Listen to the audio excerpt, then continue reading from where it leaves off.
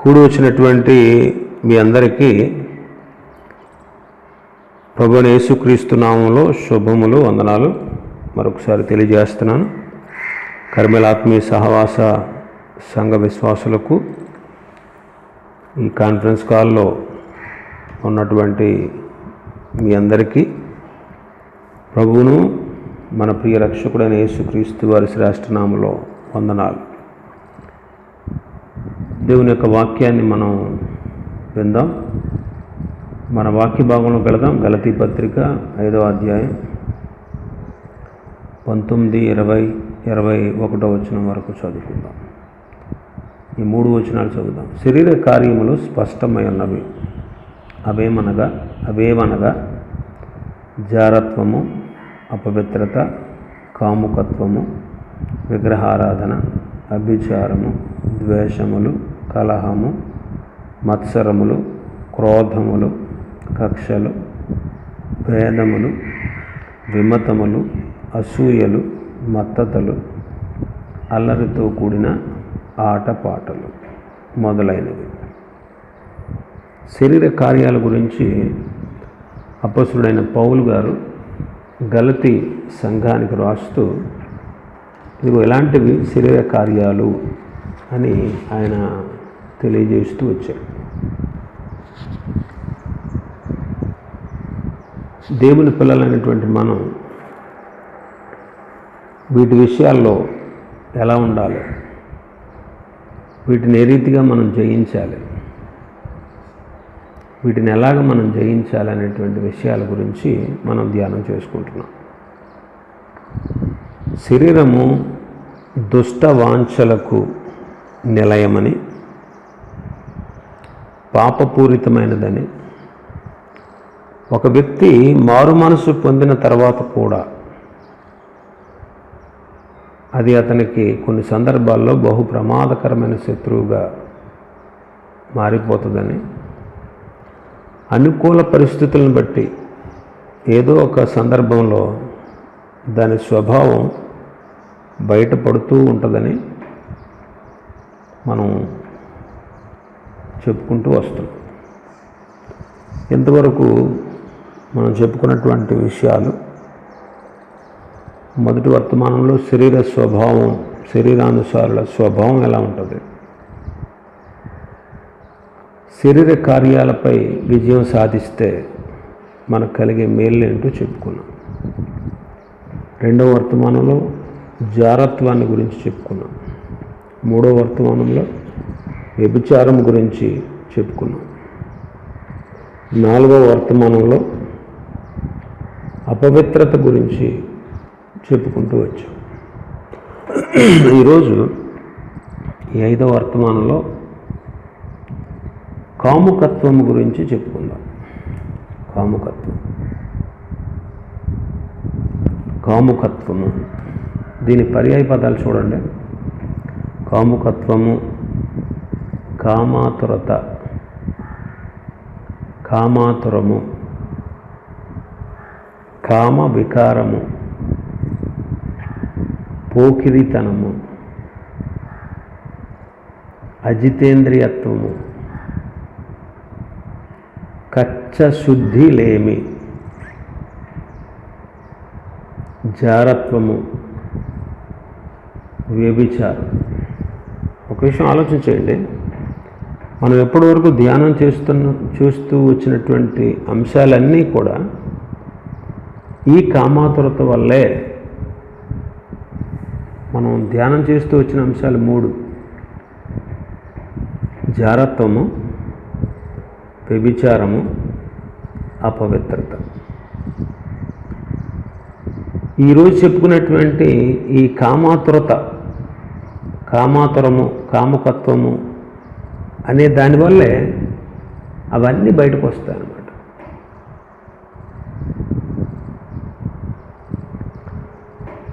కామము వీటన్నిటికీ, జారత్వానికి, వ్యభిచారానికి, అపవిత్రతకు ప్రధాన కారణం ఏంటంటే కామాతురత, కామము. ఈ కామమే కారణం. కామము అంటే అర్థం ఏంటంటే మోహము లేదా సిగ్గులేని విచ్చలవిడి ప్రవర్తన. సిగ్గులేని విచ్చలవిడి ప్రవర్తన. మూడవ అర్థం, తన కోరికల ప్రకారం దైవ నియమాలను కూడా ప్రక్కన పెట్టి, తన కోరికల ప్రకారం దైవ నియమాలను కూడా ప్రక్కన పెట్టేసి నడుచుకోవడం.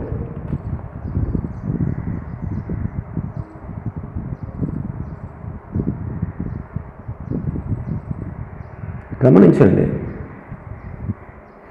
ఈ కాముకత్వం వల్లే, ఈ కామం వల్లే జారత్వం చేస్తాం, విచారం చేస్తాం, జీవితాన్ని అపవిత్రం చేసుకుంటాం. కామము అనే శరీర కోరిక కలిగి ఉన్నటువంటి వ్యక్తి, అతడు చేసే పనులు చాలా నీచాతి నీచంగా ఉంటాయి. వావి వరుసలు మర్చిపోయి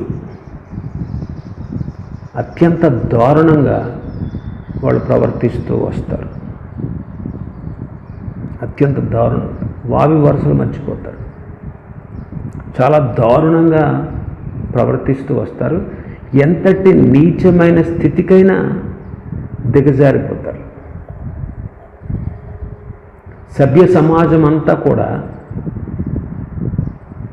అలాంటి వ్యక్తుల్ని అసహించుకునేటట్టు,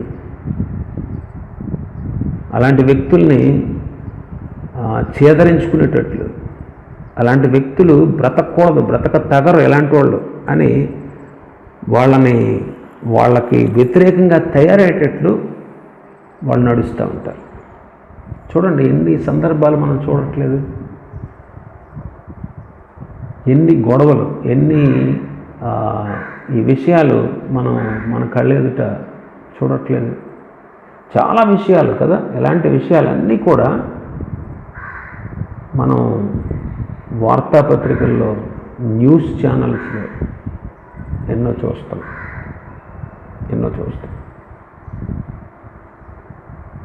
ఎన్నో వార్తలు వీటి గురించినవే. నేటి దినాల్లో జీవితాలకి భద్రత లేనటువంటి వారుగా స్త్రీలు భయపడుతూ ఉన్నారు సమాజంలో తిరగడానికి. ఇలాంటి వారి వల్లే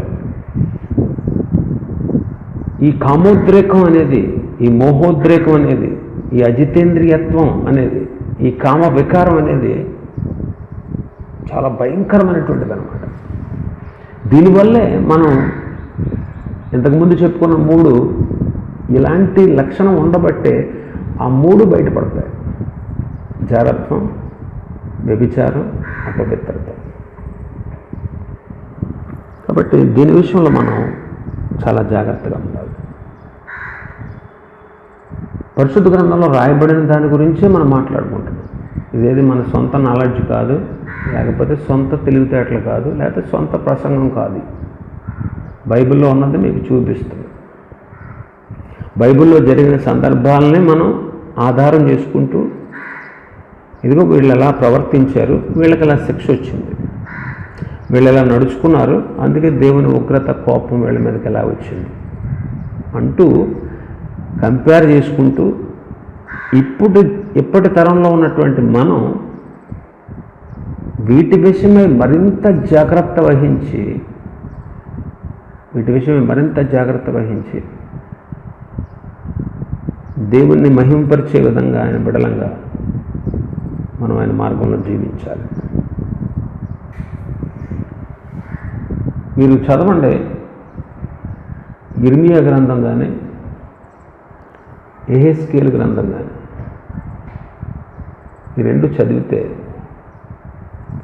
ఇందులో బాగా ఈ వ్యభిచారం గురించి, కామాతురత గురించి, అపవిత్రత గురించి బాగా రాసి ఉంటుంది. కొన్ని వాక్య భాగాలు చదివేటప్పుడు సిగ్గు అనిపిస్తుంది. కొన్ని వాక్య భాగాలు చదివేటప్పుడు మనం సిగ్గుపడతామేమో, ఏంటి ఇలా రాసిందేంటి, ఇందులో ఎంత వల్గర్గా రాసిందేంటి వినడానికి కూడా ఇష్టపడనటువంటి వాక్యాలతో రాసి ఉంటుంది. ఇశ్రాయేలీలు చేసినటువంటి పాపం, దేవుణ్ణి విడిచిపెట్టేసి ఇశ్రాయేలీలు దేవుణ్ణి విడిచిపెట్టేసి ఇష్టానుసారంగా బ్రతికేశారు. దేవుణ్ణి ఎరిగిన వాళ్ళే వీళ్ళు. అన్ని జనులు కూడా సిగ్గుపడేటంత, ఆలోచన చేయండి, అన్ని జనులు కూడా సిగ్గుపడేటంత నీచమైన ప్రవర్తన దేవుని ప్రజలు కలిగి ఉన్నారు ఆ కాలంలో. ప్రభువు ఎంత సత్యవంతుడంటే, తన బిడ్డలు కదా, చేసిన పాపాన్ని ఎక్కడ దాచుకుంటే బాగుండు కదా అనే మైండ్ ఉన్నవాడు కాదు ఆయన. పాపం చేసిన వాడు ఆయన దృష్టిలో ఎవడైనా ఒకటే. వాడు తన బిడ్డే కావచ్చు, తనకు ఇష్టమైన వాడే కావచ్చు, తనకు ప్రియమైన వాడే కావచ్చు, ఎవరైనా సరే ఆయన కనుదృష్టి పాపము చూడలేనంత, దుష్టత్వాన్ని చూడలేనంత నిష్కళంకమైనది. కాబట్టి అవి చదువుతూ ఉంటే కొన్నిసార్లు కొన్ని సందర్భాల్లో మనకే సిగ్గుగా అనిపిస్తూ ఉంటుంది. అలాంటి కార్యాలు ఇశ్రాయేలు ప్రజలు చేస్తూ వచ్చారు. కేవలం ఈ కామం వల్లే ఇవన్నీ పనులు చేస్తారు. కొన్ని వాక్య భాగాలు చదివి వినిపించాలని నేను ఇష్టపడుతున్నాను. ఒకసారి యెహెజ్కేలు గ్రంథం 22వ అధ్యాయంలోకి వద్దాం. యెహెజ్కేలు గ్రంథం 22వ అధ్యాయం.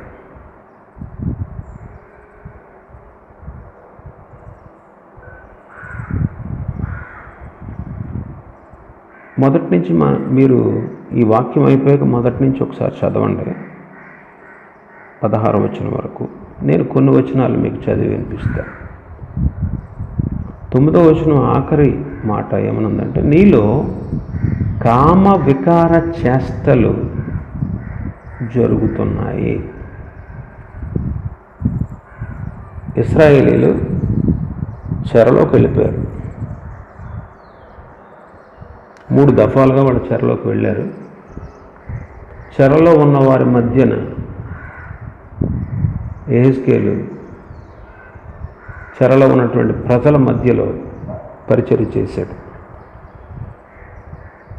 ఇక్కడ ప్రభు అంటాడు, నరపుత్రుడా, ప్రాణహాని చేసేటువంటి ఈ పట్టణానికి నీవు తీర్పు తీర్చుదువా? దానికి నీవు తీర్పు తీర్చునడల అది చేయు హేయక్రియలన్నిటినీ దానికి తెలియజేసి తీర్పు ప్రకటించు అన్నాడు. అది చేసేటువంటి హేయక్రియలు దానికి తెలియచేయి. ముందు తీర్పు తీర్చే ముందు నీకు ఎలాంటి శిక్ష వస్తుంది, నీకు ఎలాంటి నష్టం కలుగుతుంది, నీ దేశం ఎలా పాడైపోద్ది, నీ దేశానికి ఎంత నాశనం కలుగుతుంది అని నువ్వు ఆ తీర్పు మాటలు చెప్పక ముందు ఏం చేయమన్నాడు? 2వ వచనం ప్రకారం అది చేసేటువంటి హేయక్రియలు దానికి తెలియచేయి. 3వ వచనం ప్రకారం నరహత్యలు చేసిన పట్టణం. 3వ వచనం ప్రకారమే విగ్రహాలు పెట్టుకున్నటువంటి పట్టణం.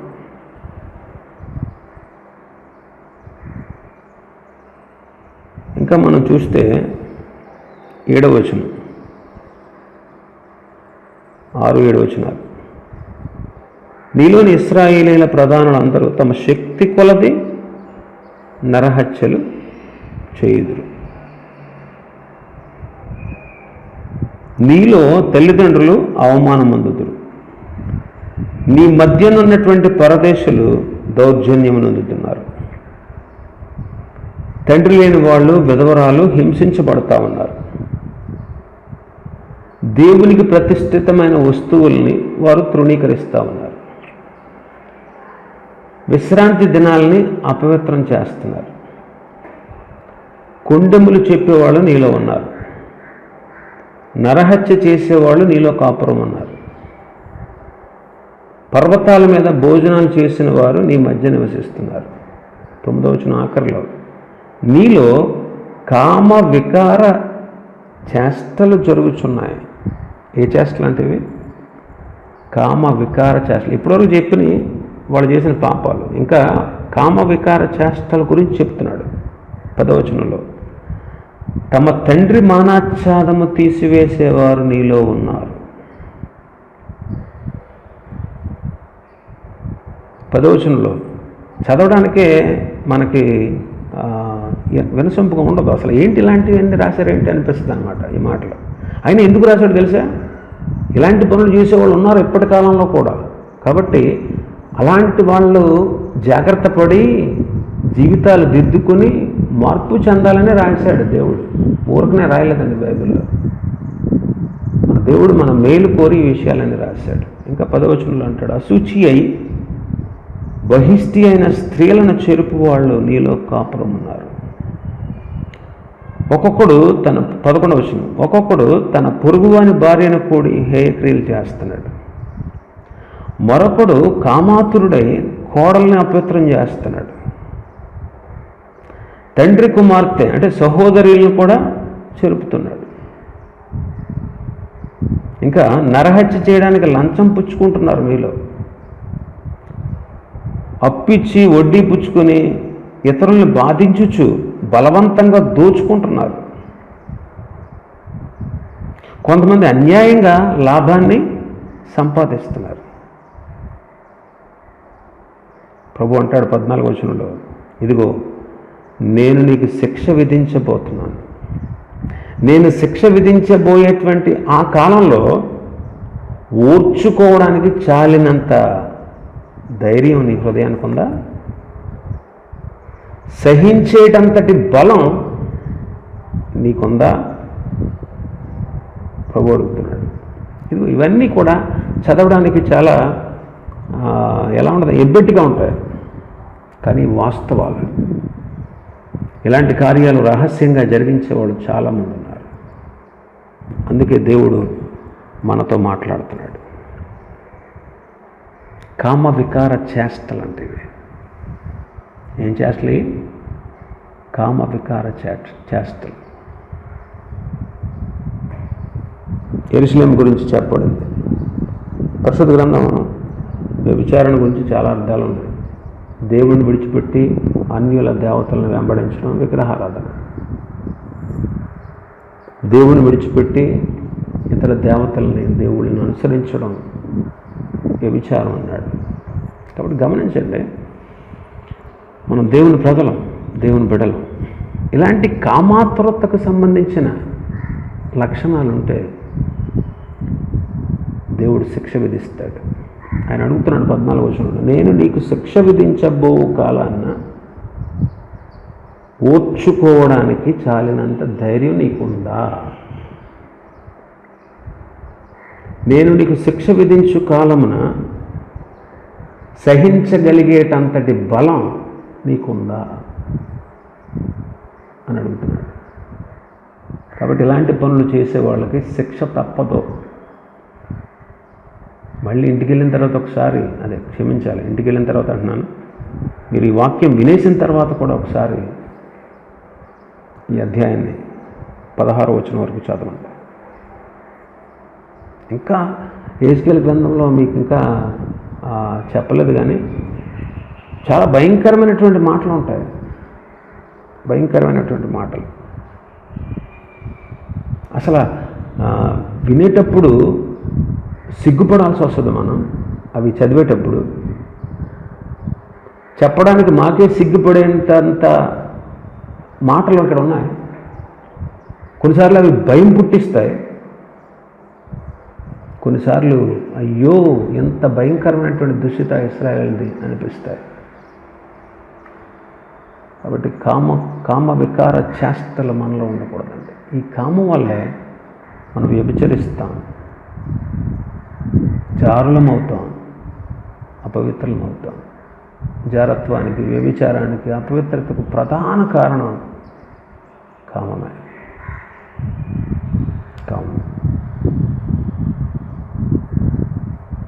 కామాతురత అన్నా కామోద్రేకం అన్నా ఒకటే. ఇదేం చేస్తుందో తెలుసా? ఈ కామోద్రేకం, కామాతురత మనుషుల్ని మృగాలుగా మార్చేస్తుంది. అందుకే చాలామంది గురించి ఏమంటారు, వాళ్ళు మనుషులు కాదు మృగాలు. వాళ్ళు చాలా భయంకరమైనటువంటి ఇలాంటి కార్యాలు మనం చూసాం. మనం ఆలోచన చేస్తే ఇంతకుముందు జరిగినటువంటి రేప్ కేసులు, వాళ్ళని ఏమన్నారు లోకమంతా? మృగాలు, మనుషులు కాదు వాళ్ళు అన్నారు. అవును, వాళ్ళ మృగాల్లాగా ప్రవర్తించారు. వాళ్ళని చంపేసి పైచాచిక ఆనందాన్ని పొంది. ఆలోచన చేయండి. ఈ కామోద్రేకం, కామ వికారం వాళ్ళని మృగాలుగా మార్చేస్తుంది. అలాంటి ఆలోచనలు కలిగి ఉన్నవాడు ఒక టైంలో మృగంలాగా ప్రవర్తిస్తాడనమాట. మనుషులు పిచ్చోళ్ళు అయిపోతారు. వాళ్ళు ఏం చేశారో వాళ్ళకి తెలియదు అనమాట. వాళ్ళు ఎలా ప్రవర్తిస్తున్నారో వాళ్ళకి తెలియదు.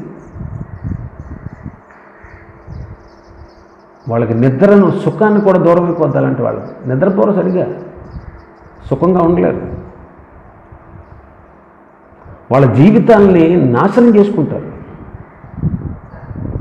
కొన్నిసార్లు రహస్యంగా ఇలాంటి పనులు చేసేవాళ్ళు వాళ్ళ ఆస్తి పరుల చేతికి దారాదత్తం చేయాల్సిన పరిస్థితి వస్తుంది. చూడండి, చాలామంది వ్యభిచారంలో, ఈ యొక్క జారత్వంలో, అపవిత్రమైన కార్యాల్లో మునిగిపోయి ఆస్తులు పోగొట్టేసుకుంటూ ఉంటారు. ఉన్నటువంటి దాన్ని అంతటిని పోగొట్టేసుకుని బికారోళ్ళు అయిపోతారు. చాలాసార్లు బికారోళ్ళు అయిపోతారు. కాబట్టి ఈ యొక్క కామ వికార చేష్టలు ఒక మనిషిని నీచమైన స్థితికి దిగజార్చేస్తాయి.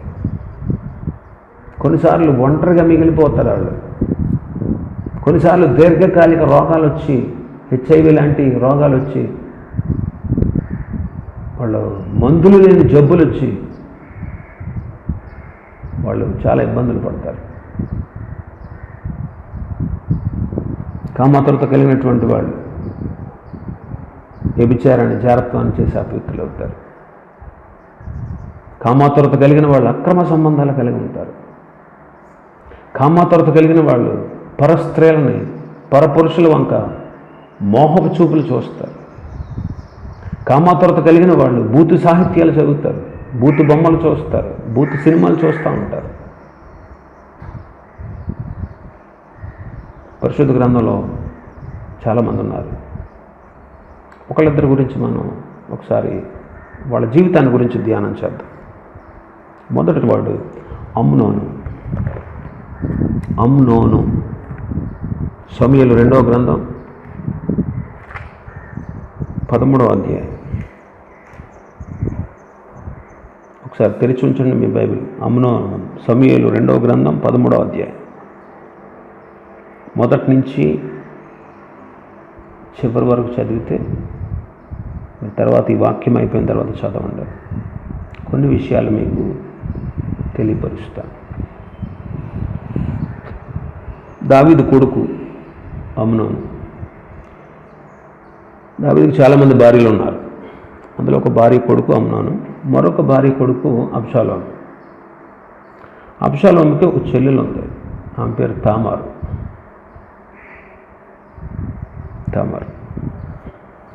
ఈ అమ్నోను అనేవాడు అబ్షాలోము కంటే చిన్నోడు.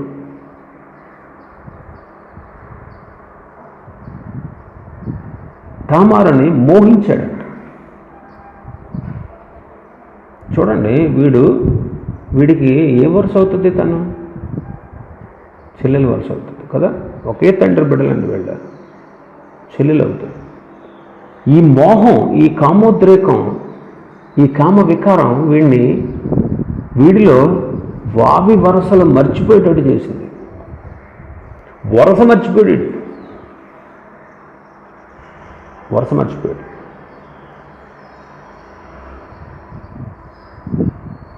చూడండి, ఇంకా మనం చూస్తే 2వ వచనంలో, తామారు కన్య అయినందున ఆమెకు ఏమి చేయవలనన్న దుర్లభమని అమ్నోను గ్రహించి చింతాక్రాంతుడై చిక్కిపోయాడు.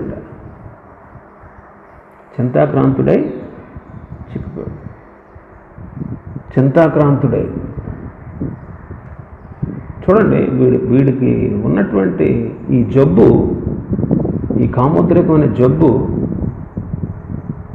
వావివరసలు మర్చిపెట్టాడు చేసింది, చింతాక్రాంతుని చేసింది, బలహీనుడయ్యేటట్టు చేసింది. దీనికి ఆజ్యం పోసాడు ఇంకొకడు, దీనికి ఆజ్యం పోసాడు. అమ్మునోనికి ఒక మిత్రుడు ఉన్నాడంట, వీడు యెహోనాదాబు వీడి పేరు. వీడెవడో తెలుసా? దావీదు అన్న కొడుకుడు, దావీదు అన్న కొడుకు వీడు. ఈ యెహోనాదాబు అన్నవాడు వీడికి బెస్ట్ ఫ్రెండ్. వీడు ఎలాంటి వాడో బైబిల్ చెప్తుంది. వీడు యెహోనాదాబు బహు కపటము గలవాడు, బహు కపటం గలవాడు. కాబట్టి వీడు ఒక సలహా చెప్పాడు, కపటంగా వాడు ఒక సలహా చెప్పాడు. ఈ కామోద్రేకం అమ్నోనుని కపటిని చేసింది, అంతే కదా. వీడి కపట బుద్ధి ఉపయోగించి వాడితో కపటంగా ఎలా ప్రవర్తించమని చెప్పాడు. అంటే వీడి మనసులో కూడా ఏమొచ్చేసింది? కపటం వచ్చేసింది. వాడు బలహీనతలు చూస్తున్నాడు. ఒకటి, మోహించాడు, వావి వరసలు మర్చిపోయాడు మొదటిది. 2, చింతాక్రాంతుడయ్యాడంట. 3, బలహీనుడైపోయాడు శారీరకంగా. 4, కపటం లోపలికి వచ్చేసింది. కపటం లేదు ఇప్పటివరకు వీడికి, కానీ కపటంగా ప్రవర్తించడానికి ఒక అవకాశం వాడికి వచ్చింది. అంటే ఈ కామోద్రేకం వీడిని కపటిగా మార్చేసింది, వేషధారిని చేసేసింది అనమాట.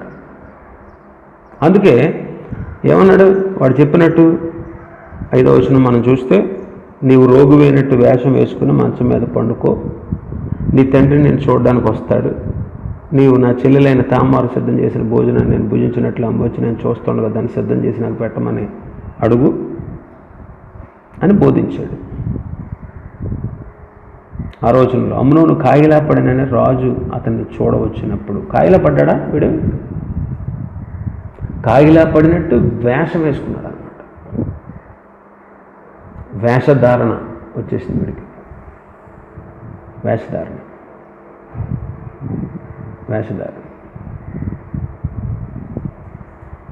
ఆ తర్వాత ఆమెతో జారకార్యాన్ని చేశాడు,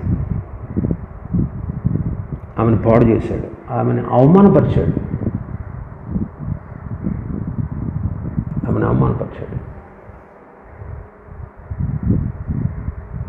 ఆమె జీవితాన్ని చెరుపడేశాడు.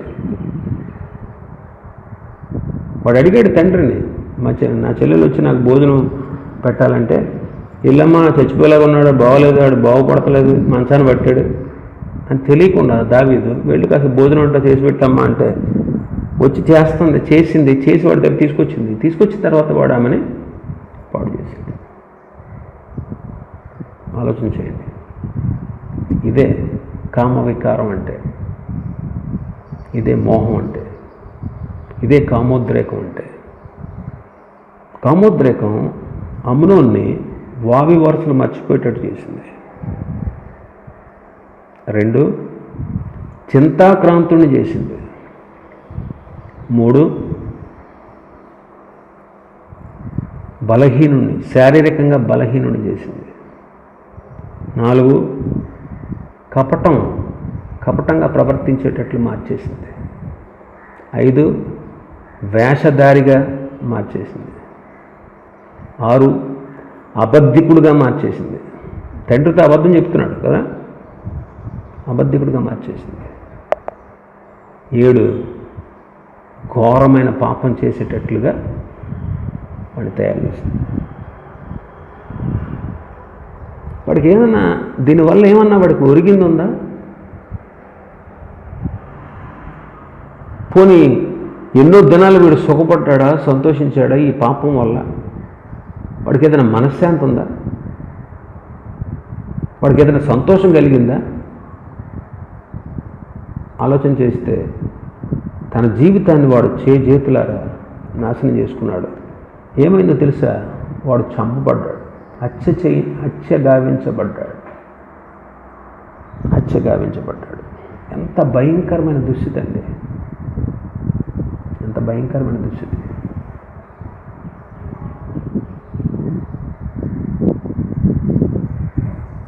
ఆలోచించండి. మన ఎన్కౌంటర్ చేసి పడేశారుగా, మొన్న జరిగినటువంటి ఉదంతం చేసినటువంటి వాళ్ళని హైదరాబాద్లో ఏం చేశారు? ఎన్కౌంటర్ చేసి పడేశారు. ఎన్కౌంటర్ చేసి పడేసినప్పుడు ప్రజలందరూ ఎంత సంతోషించారు తెలుసా? అలాంటి వాళ్ళకి కరెక్ట్గా జరిగిందని.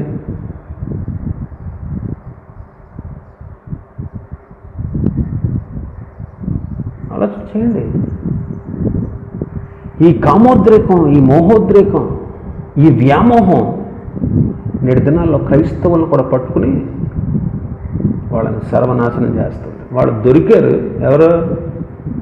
ఈ నిర్భయ కేసులో ఉన్నవాళ్ళు. ఇంకా మన జరిగిన ఆవిడ కూడా ఏంటి, ఆవిడ పేరు మర్చిపోయాను, ఆ డాక్టర్, ఆవిడ కేసులో వాళ్ళు దొరికారు. దొరకని దొంగలు ఎంతమంది ఉన్నారు? మరి ఏం చేయాలి?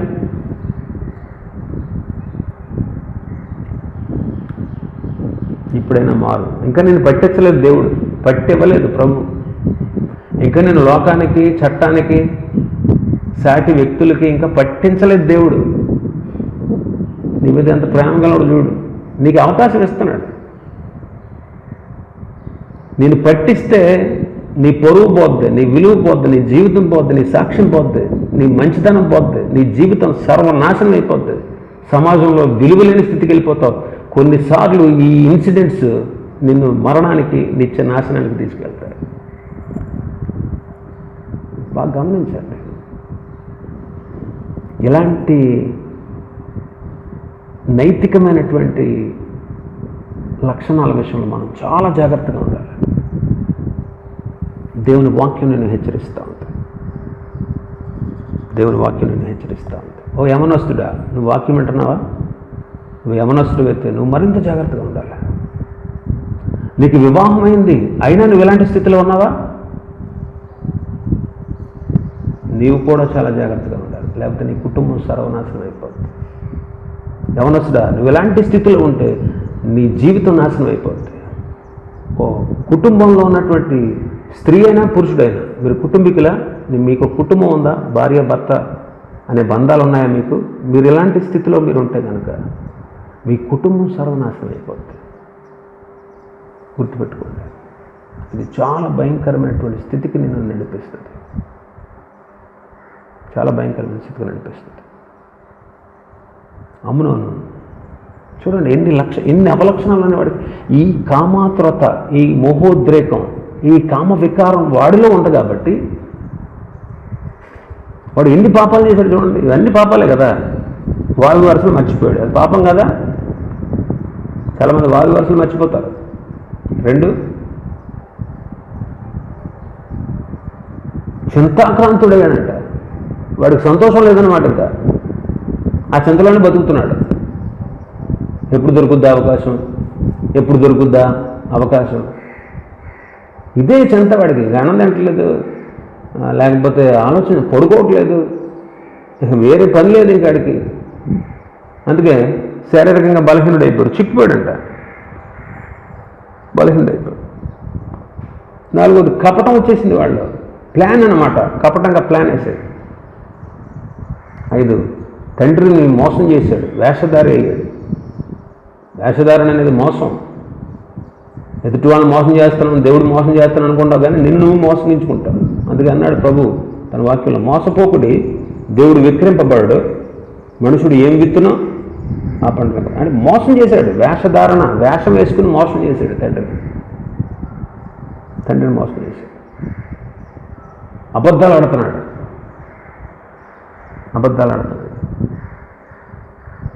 ఈ నీచమైన కార్యాన్ని ఒడిగట్టాడు, నీచమైన కార్యం చేశాడు.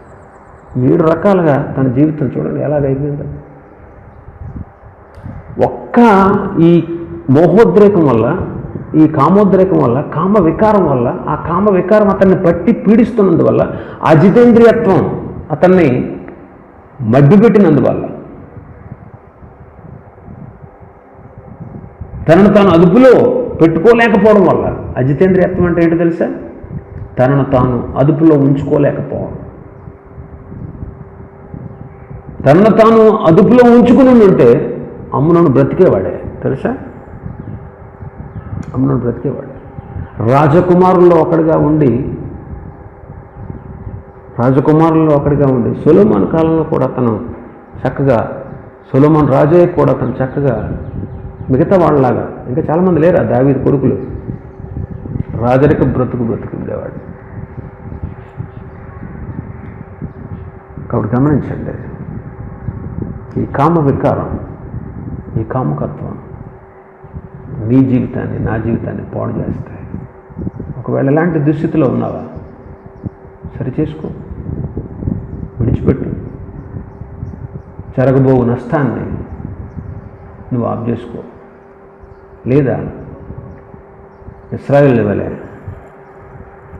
ప్రభు అడుగుతున్నాడు, నేను నీకు శిక్ష విధించబోయే కాలంలో నీకు తట్టుకునే ధైర్యం ఉందా?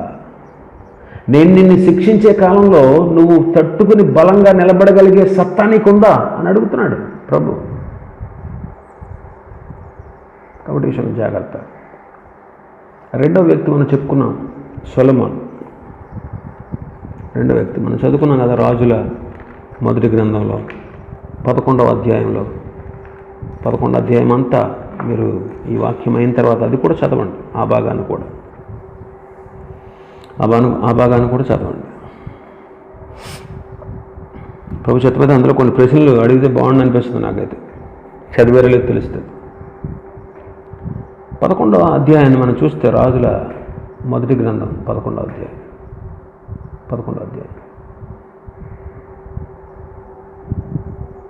2వ వచనం చదువుదాం. మొదటి వచనం చదువుదాం.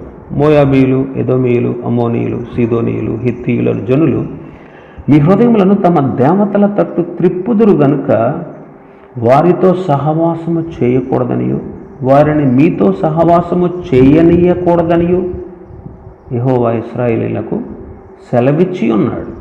అయితే రాజైన సొలొమోను ఫరో కుమార్తెను గాక ఆ జనులలో ఇంకా అనేక మంది పరస్త్రీలను మోహించి. కాముకత్వం అంటే చెప్పుకున్నాం కదా, మోహము అని చాలా విషయాలు చెప్పాను మీకు. కాముకత్వం అంటే కామాతురత, కామాతురము, కామ వికారము, పోకిరితనము, అజితేంద్రియత్వము, కచ్చశుద్ధి లేమి, జారత్వం, వ్యభిచారం, ఈ అన్ని అర్థాలు వస్తాయి దీనికి. అందులో ఒకటి మోహం. కాముకత్వం అంటే అర్థం ఏంటంటే మోహం, సిగ్గులేని వెచ్చలవిడి ప్రవర్తన, తన కోరికల ప్రకారం నడుచుకోవడం, దైవ నియమాలను కూడా ప్రక్కన పెట్టేయడం, దాన్ని కాముకత్వము అన్నారు. పోకిరితనం అని కూడా అంటారు దాన్ని. కాబట్టి మోహించాడంట. అందుకే 2వ వచనం అంట, కామాతురత గలవాడై మోహించి, కామాతురత గలవాడై వారిని ఉంచుకొనుచు వచ్చాను.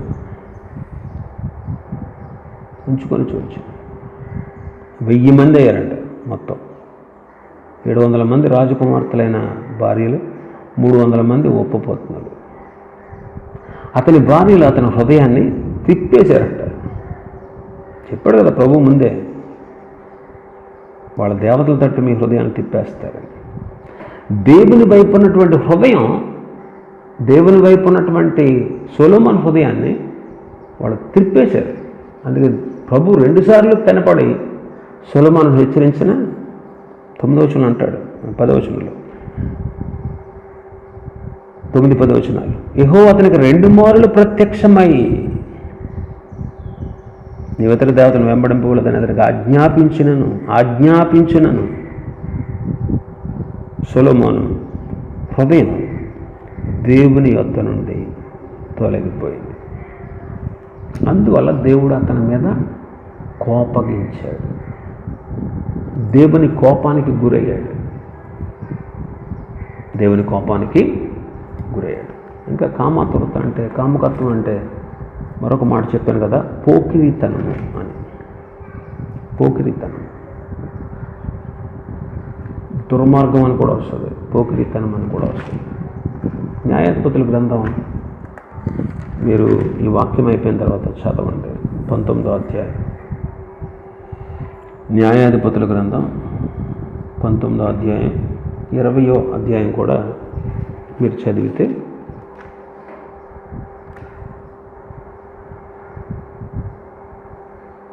21 కూడా చదవండి. ఈ 3 అధ్యాయాలు చదవండి. నేను చెప్పే విషయాలు మీకు బాగా అర్థమవుతాయి.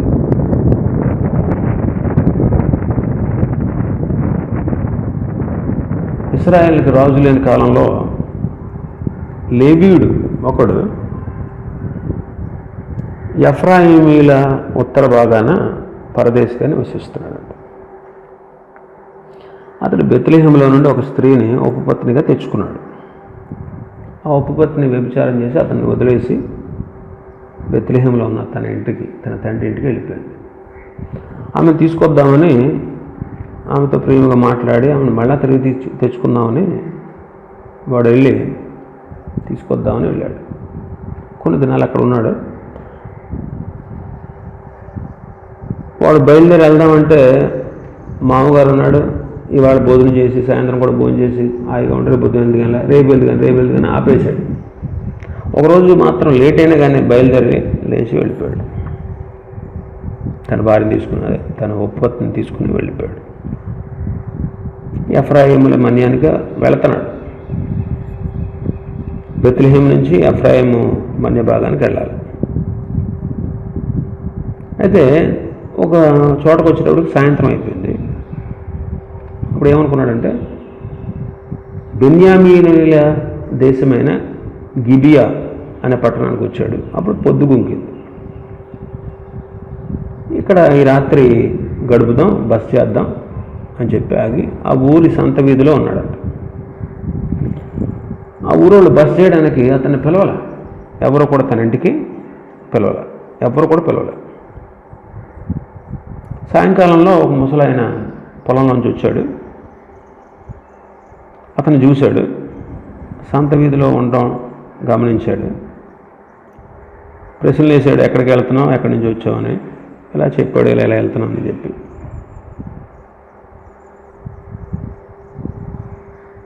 నాకు అన్నీ ఉన్నాయి, పర్లేదు, నేను ఇక్కడ ఉంటానన్నాడు.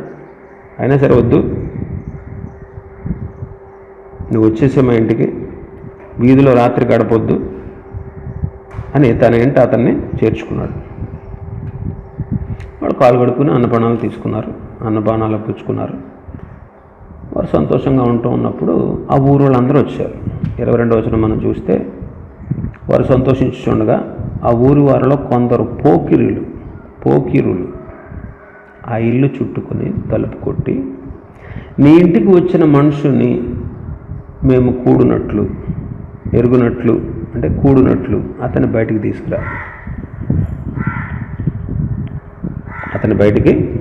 తీసుకురా అని ఆ ఇంటి యజమానుడని ముసలోడుతా అన్నారు. అతను లోపల అతని నుంచి బయటకు వచ్చి, అబ్బాయి మీరు ఎలాంటి పిచ్చి పనులు చేయకూడదు, అతను నా ఇంటికి వచ్చాడు, మీరు ఎలాంటి వెర్రి పనులు చేయకండి, ఇదిగో కన్యకైన నా కుమార్తె ఉంది, ఆ మనుషుని ఉపపత్తిని కూడా నా దగ్గర ఉన్నారు, నేను వాళ్ళని బయటికి తీసుకొస్తాను, మీరు వాళ్ళని మీ ఇష్టం వచ్చినట్టు చేయండి, కానీ నా ఇంటికి వచ్చినటువంటి ఈ వ్యక్తిని ఎలాగ మీరు అవమానపరచవద్దు, ఎలాంటి వెర్రి పని చేయకండి అన్న అలా చెప్పినా కానీ వాళ్ళకి ఆ మనసు లేదంట. కాబట్టి అతను ఆ లేవీయుడు తన ఉపపత్తిని వాళ్ళ బయటకు పంపించేశాడు. చూడండి అలా ఎంత నీచమైన పనో. 25వ వచనం మనం చూస్తే, వారు ఆమెను కూడి ఉదయం వరకు రాత్రి అంతా ఆమెను చెరుపుచుండ్రి, తెల్లవారుగా వాళ్ళు ఆమెను విడిచి వెళ్ళి. ఎంత నీచులో చూడండి వీళ్ళ గురించి రాసిన మాట పోకిరితనం అన్నా, కామాతురతన్నా, కామ వికార చేష్టలన్నా ఇవే. ఇవే. ఆమె చచ్చిపోయింది. ఆమెను గాడి మీద ఎక్కించుకుని తన ఇంటికి తీసుకెళ్ళి కీలుకు ఒక భాగం చొప్పున 12 ముక్కలుగా కోసేసి ఆమె శరీరాన్ని ఒక్కొక్క గోత్రం పెద్దల దగ్గరికి వాడిని పంపించాడట.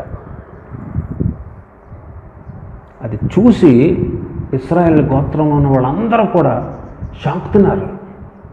అరే ఏంటి, ఎంత భయంకరమైనటువంటి కార్యం, ఎవరు చేశాడు ఏంటి అని విచారణ చేస్తే పలానాడు చేశాడు. ఎందుకు చేశావు? ఇదిగో ఇలా జరిగింది. బెన్యామీను పట్టణంలో గిబియోలో ఉన్నప్పుడు వాళ్ళు ఇలా చేశారు, నన్ను నీచపరిచారు. నేను కావాలంటే వాళ్ళకి పురుషుడితో పురుషుడు, స్త్రీలతో స్త్రీలు చేసే పనులని చెప్పాను, లెస్బినిజం, హోమోసెక్స్, అది వాళ్ళు కోరుకున్నారు. పోకిరి పనులు అనమాట.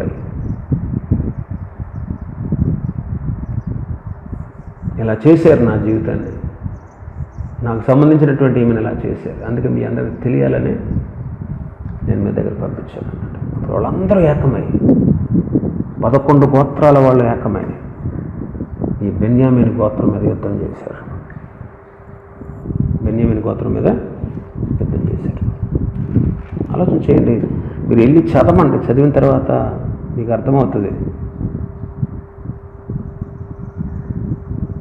మొత్తం బెన్యామీనీల గోత్రం నాశనం అయిపోయింది అనమాట.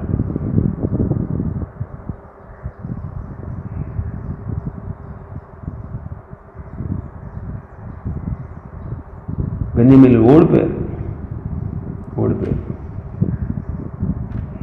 44 వచనం, 20 అధ్యాయం 44 వచనం చూస్తే బెన్యామీనీల్లో 18,000 మంది మనుషులు పడిపోయారు. వీరందరూ పరాక్రమవంతులు. కొంతమంది పారిపోయారంట.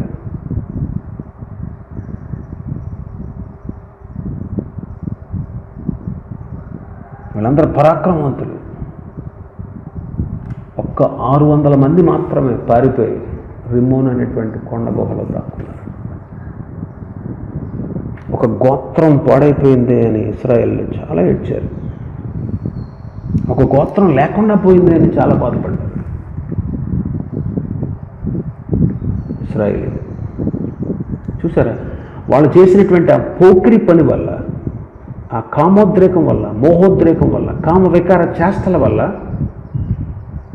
ఒక గోత్రం తుడిచిపెట్టిపోయేంత పరిస్థితి ఆనాటి దినాల్లో జరిగింది.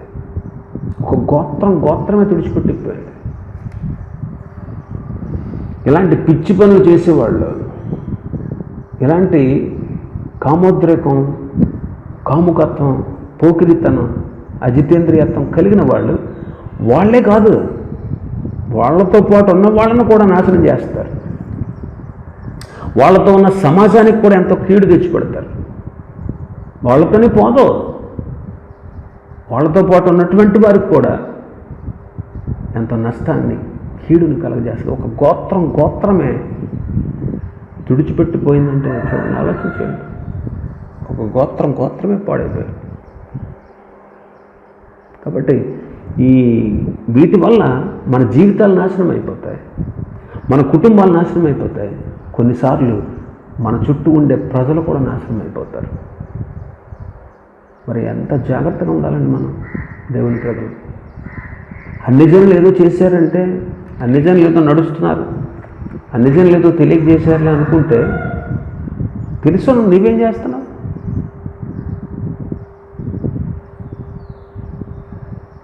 చాలామంది బోధలు కూడా ఇలాగ చేస్తున్నారు. మన మానవులు అయ్యా, కంట్రోల్ చేసుకోవడం మనకు చాలా కష్టం. చిన్న పాపాలు చేసినా పర్లేదు, జాగ్రత్తం వ్యభిచారం చేసినా తప్పులేదు, అవి మన ఆత్మకు అంటావు అని తప్పు బోధలు బోధిస్తూ చీడ పురుగుల వంటి మాటలు మాట్లాడుతున్నటువంటి ఈ బోధకులు ఏం చేయాలి? మనం తీర్పు లేదా? ప్రసంగి గారు ఏమన్నాడు? 11వ అధ్యాయం చదువుదాం ఒకసారి. ప్రసంగి గ్రంథం 11వ అధ్యాయం 9వ వచనం చదువుదాం. యవనుడా, నీ యవనమందు సంతోషపడము, నీ యవ్వన కాలమందు నీ హృదయమును సంతుష్టిగా ఉండనేమో, నీ కోరిక చొప్పున నీ దృష్టి యొక్క ఇష్టము చొప్పునను ప్రవర్తించు. అయితే వీటన్నిటిని బట్టి దేవుడు నిన్ను తీర్పులోనికి తెచ్చునని జ్ఞాపకం ఉంచుకో. ఆలోచన చేయండి. మనం ఎలాంటి పాపాలు జయించగలం? మనకు సాధ్యమే. మనం చేయలేని పనులు, మోయలేని భారాలు ఎప్పుడు దేవుడు మన మీద పెట్టలేదు. ఆయన పవిత్రుడు కాబట్టి మనం కూడా పవిత్రంగా ఉండగలం. మనం జయించగలం అండి. జయించలేమంటారు చాలామంది. కంట్రోల్ చేసుకోలేమంటారు. ఎందుకు చేసుకోలేవు? చేసుకోగలం. యోబు తన కన్నులతో నిబంధన చేసుకున్నాడంటే, యోబు గ్రంథం 31వ అధ్యాయం మనం చదివితే, యోబు గ్రంథం 31 తన పాపం చేయకుండా ఎలా ఉండగలిగాడు చెప్తున్నాడు ఇక్కడ 9వ వచనంలో. నేను నా హృదయమున పరస్త్రీని మోహించిన ఎడల, నా పొరుగువాని ద్వారమున నేను పొంచి ఉన్నడల, నా భార్య వేరొకని తిరగల విసురును గాక, ఇతరులు ఆమెను కూడుదురు గాక. అది దుష్కామ కార్యము, అది న్యాయాధిపతుల చేత శిక్ష నొంద తగిన నేరము, అది నాశన కోపం వరకు దహించు అగ్నిహోత్రము, అది నా ఆదాయమంతా నిర్మూలం చేస్తుంది. చూడండి 7వ వచనం అంటాడు, నా మనస్సు నా కన్నులను అనుసరించి నడిస్తే, మాలిన్యం ఏదైనా నా చేతులకు తగిలితే, నేను విత్తిన దాన్ని వేరొకడు భుజిస్తాడు, నేను నాటినది పెరిగి వేయబడుతుంది. అందుకే మొదటి రోజులు అంటాడు, నేను నా కన్నులతో నిబంధన చేసుకున్నాను, కన్యకను నేను ఎలాగూ చూతును. అలాగ చేస్తే పరమందున్న దేవుని ఆజ్ఞ ఏమైపోద్ది? ఉన్నత స్థలమందు ఉన్నటువంటి ఆ దేవుని దగ్గర ఉన్నటువంటి స్వాస్థ్యం ఏమైపోద్ది? పాపం చేస్తే దుర్వస్తు సంభవిస్తుంది కదా అంటున్నాడు. ఆయన చూస్తున్నాడు కదా మన ప్రవర్తన అంతా అంటున్నాడు. ఆలోచన చేయండి. దైవ భయం కలిగిన వాడు కాబట్టి కన్నులతో నిబంధన చేసుకున్నాడు. పాపం చెయ్యొచ్చు, కానీ దేవునికి భయపడుతున్నాడు, దేవుని ఆజ్ఞకు లోబడుతున్నాడు, సర్వశక్తులు తీర్చబోయే తీర్పుకు భయపడుతున్నాడు, తనకు కలిగేటువంటి నష్టానికి భయపడుతున్నాడు, తన ఆదాయం నిర్మూలమవుద్ది, తన కుటుంబం ముక్కలైపోద్ది, తన జీవితం పాడైపోద్దని అలాంటి దైవ భయంతో బ్రతుకుతున్నాడు. గమనించు, నీవు నేను ఇలాంటి పాపంలో పడకుండా, ఒకవేళ పడినా దాని నుంచి విడిపించబడాలనుకుంటే మొదటిగా మనలో దైవ భయం ఉండాలి, దేవుని ఆజ్ఞలకు లోబడేటువంటి గుణం ఉండాలి. దేవుడు శిక్ష పంపిస్తే తట్టుకోలేనటువంటి వాళ్ళం కాబట్టి ఆయన చేత శిక్ష పొందనంతగా మన ప్రవర్తన చక్కదిద్దుకుంటే మంచిది. మనం వీటన్నిటిని ఎలా జయించగలమో తెలుసా? యేసుక్రీస్తు ద్వారా, ఆయన ఇచ్చేటువంటి కృప ద్వారా, పరిశుద్ధాత్మని ద్వారా, ఆత్మతో నింపబడుట ద్వారా మనం ఇలాంటి దుర్గుణాలను జయించగలం. ఇంకా కీర్తనకారుడు అన్నట్టు 119:11 ఏమన్నాడు? నీ వాక్యము నా హృదయంలో ఉంచుకుంటున్నాను, నీ ఎదుట నేను పాపము చేయకుండానట్లు నా ఎదుట నీ వాక్యం నుంచుకొని ఉన్నాను, వాక్యాన్ని ఉంచుకున్నాను. కాబట్టి గమనించండి, ఇలాగా మనం పాపం చేయకుండా ఉండొచ్చు, పాపాన్ని జయించవచ్చు. అందుకే రోమీలకు రాసిన పత్రికలో పౌలు గారు అంటాడు 12వ అధ్యాయం 1వ వచనంలో, సజీవ యాగంగా మీ శరీరాన్ని ప్రభువుకి సమర్పించండి. ఇలాంటి దుష్టక్రియలతో నింపుకుని నీ జీవితాన్ని నాశనం చేసుకోవద్దు. నీ శరీరాన్ని దేవునికి సమర్పించు, సజీవ యాగంగా, ఒక యజ్ఞంలాగా, ఒక యాగంలాగా. ఇక నా శరీరం దేవునికి చెందిందే. యాగం చేసేటప్పుడు అగ్నిలో మంచి సుగంధ చెక్కలు, నెయ్యిని పోస్తూ ఉంటారు. అగ్నిహోత్రంలో నెయ్యిని దహిస్తారు, అలాగే గంధపు చెక్కలు, మంచి సువాసన ఇచ్చేటువంటి చెక్కలు వేస్తారు అందరూ, అవి వెలిగించడానికి. అలాగే మన జీవితాల్ని ప్రభు కోసం ఒక యాగంలాగా, ఇది నా శరీరం దేవుని కోసం, వ్యభిచారం కోసం కాదు, నా శరీరం దేవుని కోసం, కాముకత్వం కోసం కాదు, నా శరీరం దేవుని కోసం, ఇది అపవిత్రపరచబడడానికి కాదు, నా శరీరం దేవుని కోసం, ఇది జారత్వం కొరకు కాదు. నా శరీరం దేవుని కోసం, ఇది వేశ్యకి నేను ఇవ్వకూడదు. నా శరీరం దేవునిది, నేను పరాయి స్త్రీకి ఇవ్వకూడదు. కాబట్టి మన శరీరాన్ని సజీవ యాగంగా ప్రభువుకు సమర్పించుకుని ఉన్నాడు. మనం తప్పకుండా ఈ పాపాన్ని జయించాలి. అందుకే ఎఫెసీ 4:2 అంటాడు, మీరు పిలువబడిన పిలుపునకు తగినట్లుగా మీరు నడుచుకోండి అంటాడు. 5వ అధ్యాయం, ఎఫెసీ పత్రిక 5వ అధ్యాయం 1వ వచనం అంటాడు, మీరు దేవుని పోలి, ప్రియులైన పిల్లల దేవుని పోలి నడుచుకోండి, దేవుని పోలి నడుచుకోండి అంటాడు. కొలసీ పత్రికలో 3వ అధ్యాయం 5వ వచనం ప్రతిరోజు మనం చదువుకుంటూ వస్తున్నాం. 3:5, భూమి మీద ఉన్నటువంటి మీ అవయవాల్లో ఉన్నటువంటి జారత్వం, అపవిత్రత, కామాతురతను, దురాశను, విగ్రహారాధనైన ధనాపేక్షను చంపిపడేయండి. చంపేయాలంటున్నాడు. అసలు వీటిని చంపేయాలంట. ఏంటి? జారత్వాన్ని, అపవిత్రతను, కామాతురతను, ఇంకొక 2 ఉన్నాయి, దురాశ, విగ్రహారాధనైన ధనాపేక్ష. చంపేయాలంటండి వీటిని. ఇప్పటివరకు చెప్పుకున్న లక్షణాలు, శరీర సంబంధమైన లక్షణాలని, జారత్వం గురించి చెప్పుకున్నాం, వ్యభిచారం గురించి చెప్పుకున్నాం, అపవిత్రత గురించి చెప్పుకున్నాం, ఇది ఈరోజు కామకత్వం గురించి చెప్పుకుంటున్నాం. వీటిని చంపిపడేయాలంట. ఏ కూసన బ్రతికొండడానికి వీలు లేదు. చంపిపడేయాలంటున్నాడు. చంపిపడేయాలి. లేదా నీ ఇష్టానుసారంగా నువ్వు బ్రతుకుతావా? నా ఇష్టం నాది, నా ఇష్టం వచ్చినట్టు నేను బ్రతుకుతాను, నన్ను ఎవడు అడుగుతాడు, నా ఇష్టం నాది అనుకుంటావా? ఇలాంటి వాళ్ళ మీదకి దేవుని ఉగ్రత వస్తుంది. చూడండి, 6వ వచనంలో అంటాడు కదా, 3వ అధ్యాయం, కొలసీ పత్రిక 3వ అధ్యాయం 6వ వచనంలో ఏమంటున్నాడు? ఇదిగో వాటి వలన దేవుని ఉగ్రత, ఇలాంటి వాటి విషయాల్లో అవిధేయత చూపించే వాళ్ళకి వస్తుంది. దేవుని ఉగ్రత వస్తుంది. దేవుని ఉగ్రత వస్తుంది. తట్టుకోలేవు. దేవుని ఉగ్రత వస్తే తట్టుకోగలవా? 5వ అధ్యాయం 5వ వచనం ఎఫెసీ పత్రికలు అంటాడు కదా, ఎఫెసీ 5:5లో, వ్యభిచారి అయినను, అపవిత్రుడైన, విగ్రహారాధికుడైన, లోబి అయినను, క్రీస్తు యొక్క దేవుని యొక్క రాజ్యమునకు హక్కుదారుడు కాడని సంగతి మీకు నిశ్చయముగా తెలుసు.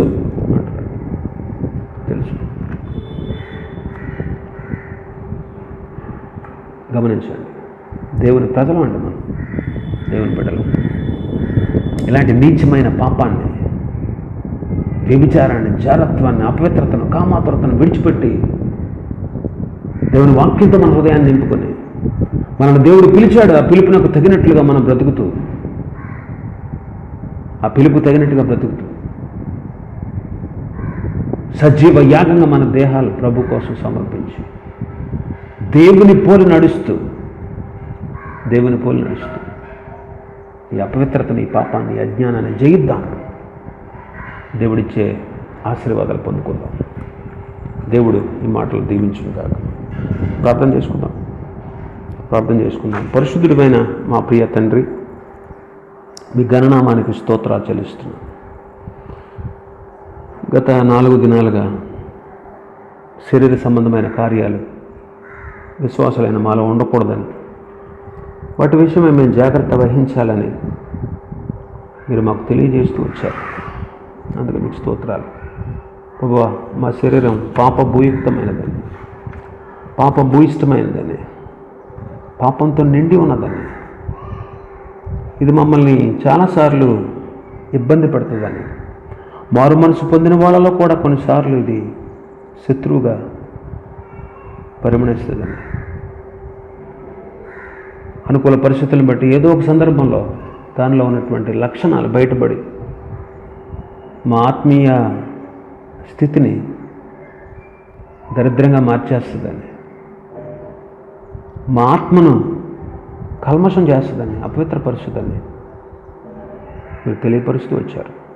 అందులో భాగంగా జారత్వం ఉండకూడదని, వ్యభిచారం ఉండకూడదని, అపవిత్రతకు చోటు ఉండకూడదని చెప్పారు. ఈరోజు మాతో కామ వికారం గురించి, కామకత్వాన్ని గురించి, కామాతురత గురించి, పోకిరితనం గురించి, అజితేంద్రియత్వాన్ని గురించి, జారత్వాన్ని గురించి, వ్యభిచారం గురించి మాకు తెలియపరుస్తూ వచ్చారు. నిజమే తండ్రి, మోహోద్రేకం అనేది మాలో ఉండకూడదు. సిగ్గులేని వెచ్చలవిడి ప్రవర్తన మాలో ఉండకూడదు. అవును ప్రభు. అమ్నోను మోహించాడు, వావి వరుసలు మర్చిపోయాడు, చిక్కిపోయాడు, బలహీనుడైపోయాడు, చింతాక్రాంతుడయ్యాడు, కపటిగా మారిపోయాడు, వేషధారి అయ్యాడు, అబద్ధికుడయ్యాడు, తండ్రిని మోసం చేసిన వాడయ్యాడు, చెల్లెల జీవితాన్ని పాడు చేసిన వాడయ్యాడు. తత్ఫలితం హత్యగావించబడ్డాడు.